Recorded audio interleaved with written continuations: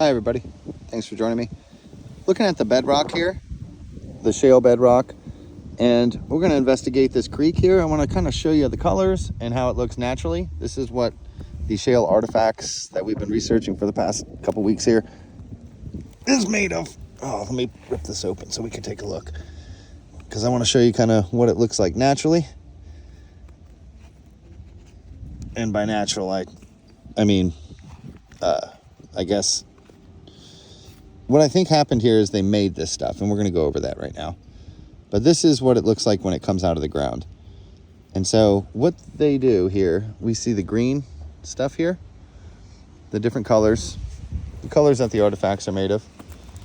And I don't see any of I see carvings and like chip marks on this stuff, but I'm not sure if all this stuff was carved.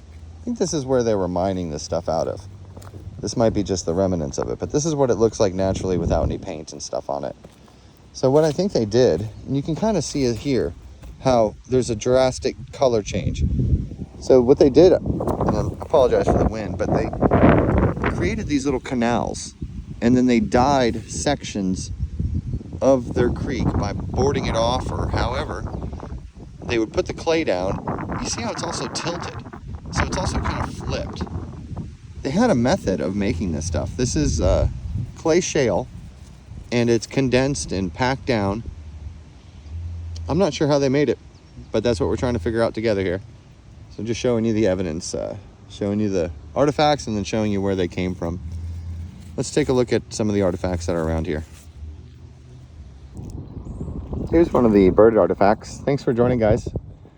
You can see the round head and the little dot. See that little dot right there? Look at that as the bird's eye, and then when we tilt it away, you can see the way the head is carved, kind of straight open there, and you can see the way the tail is done, right? So it's just a representation of a bird, and we can put him up into the sky here and point him away, and then you can see even the color behind him. He's a 3D bird, right? So we're looking at the bird pointing to the left, you know. I'll give you a close-up at the face there so you guys can see. And then as we move this, we're going to move it slowly. So we're going to turn it to where the bird is looking perfectly, kind of like this, where the crest, see how the straight lines are representing the crest. So I'm trying to proportion the crest with the head, kind of like that. And then as we tilt it, what's happening here on the right-hand side is we have a human silhouette, with this being the nose and the top little ruffles being hair. There are even more profiles in the hair pointing to the left, but let's try to focus on one thing at a time here. Some of these dots and markings, I have a feeling that some of this stuff is stars. They're star maps, I think. It's very possible, especially against the black. So maybe we should try to research that. That's a whole thing I haven't gotten into yet, astrology and astronomy. If you guys are into that stuff, make sure you check out, let me remember his name, Ken. I'll put his channel in the description there. He does Apocalypse and Genesis. You guys probably know. You'll be able to tell me in the channel description. He's a member of the community. He's got some pretty cool artifacts himself, and he does lectures on the history. So this is just a small outcropping. Back to the artifacts. This is just a small outcropping of these artifacts. It's only in this one little section, this low section, which is next to the creek. And we've been to this area a few times. So you guys that have been following along know exactly what's going on.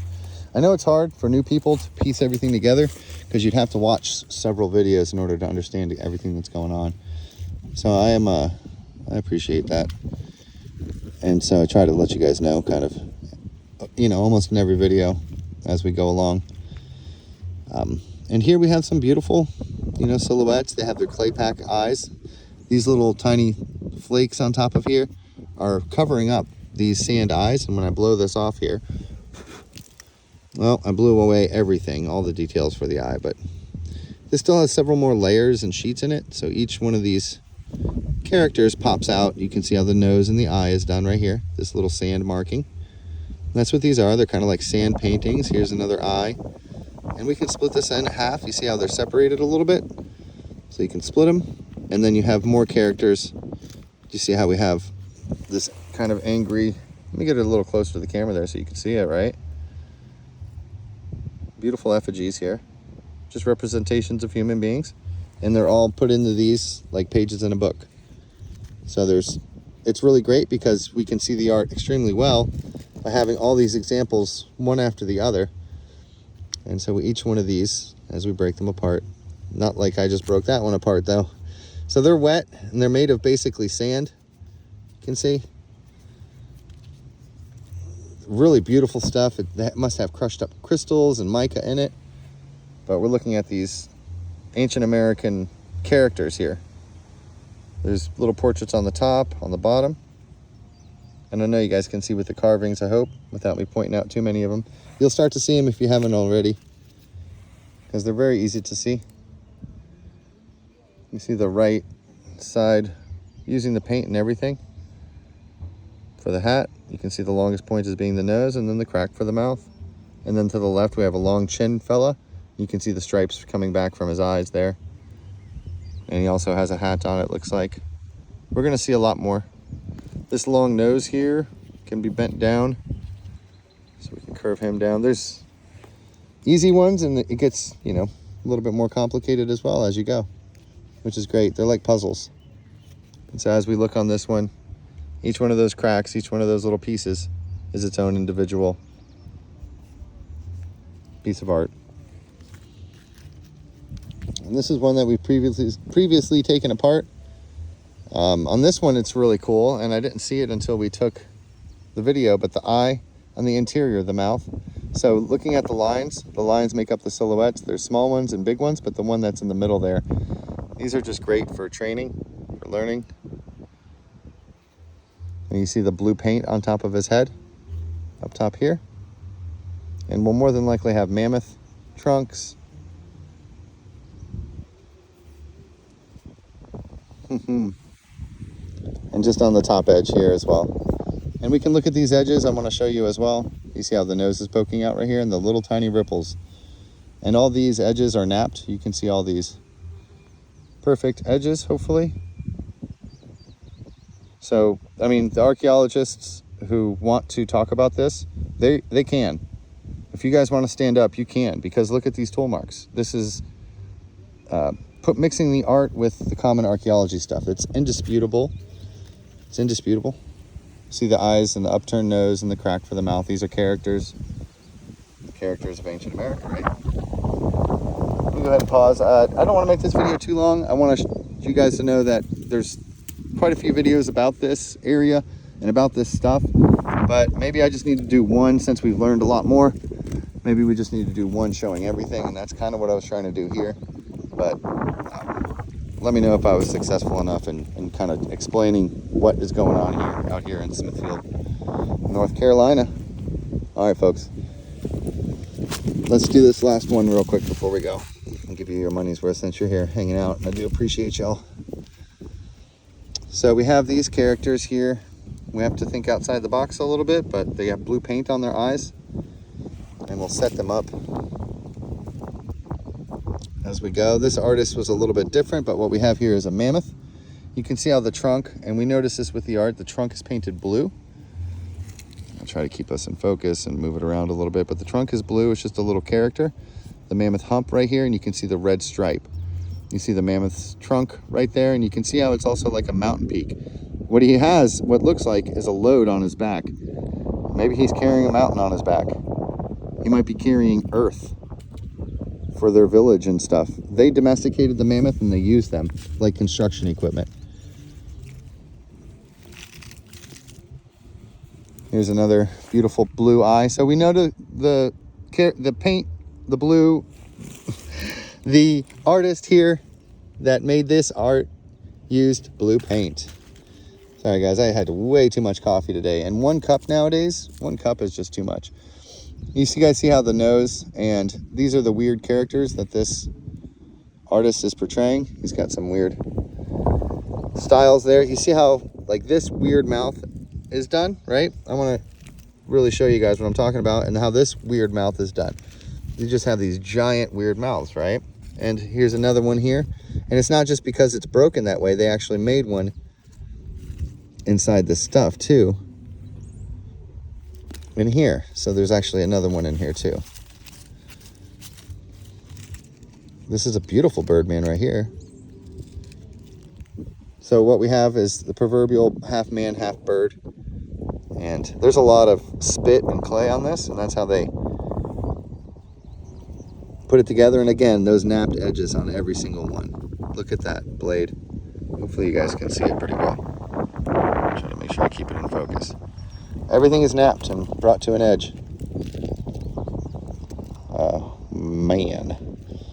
So here we have the red stripe over the eye, maybe the blue eye. This is the bird beak. And we can see the mouth area here. And then as we move this around in different shadows, we're looking at the eye and the blue paint there. Let's look at the other side here. We see interior carvings, at least I do. And then on the outside as well. This style, this one, might not be as easy to see, but we can see where the hole is done for the eye, and we can see the arrow kind of point nose. So once we start to learn, and there's that huge napped edge, but once we start to learn, like, this artist was different than the last artist. A different artist or family made this one. And so there's different styles, of course. And these ones are just wild. They're really pretty. So we have the silhouette down here with, of course, the carving for the eye. And then again, you know, look at all those slashes and markings inside of this, all the tool marks. And then facing to the right as well, we're looking at the paint and we're looking at the carving. So we see a painted eye back here with a little cracker indentation for the mouth, and we're looking at that as the nose.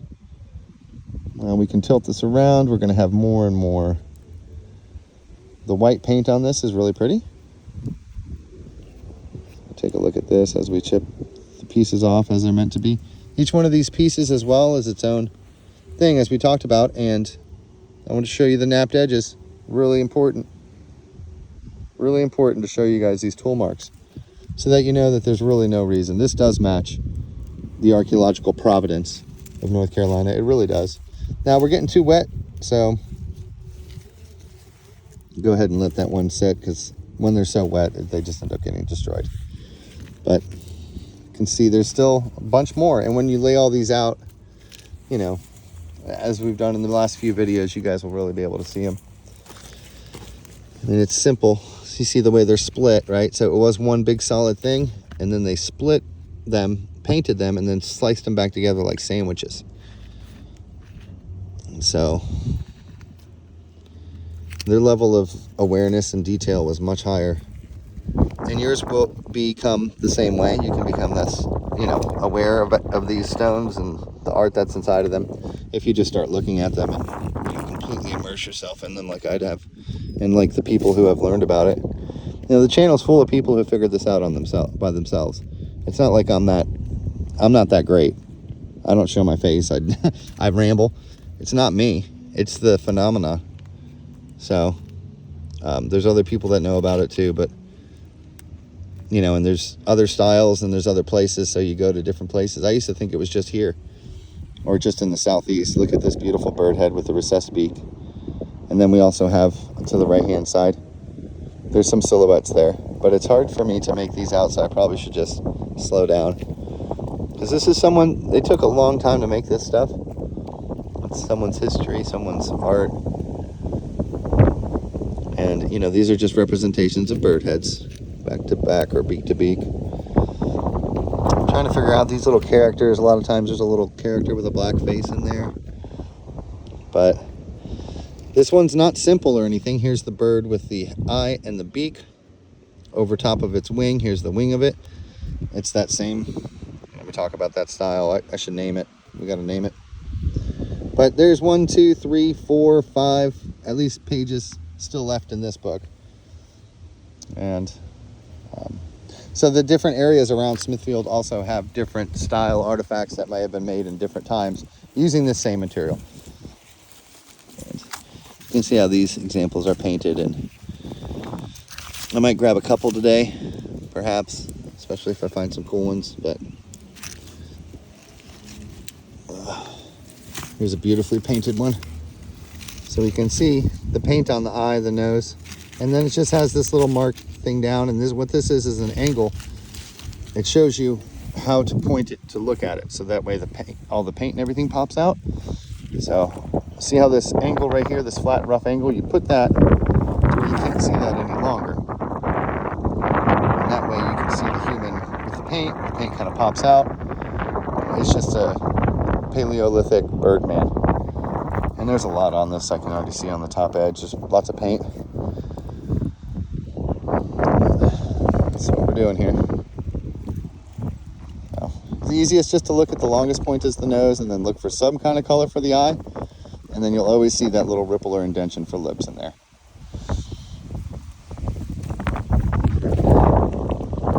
The stones out here are of incredible quality and very interesting. So I have a little bag. I might pick up a few of these stones because they're just magic. And I'll catch up with you guys on the next one. I'm gonna do some more. So not giving up just yet. Thanks for sticking with me.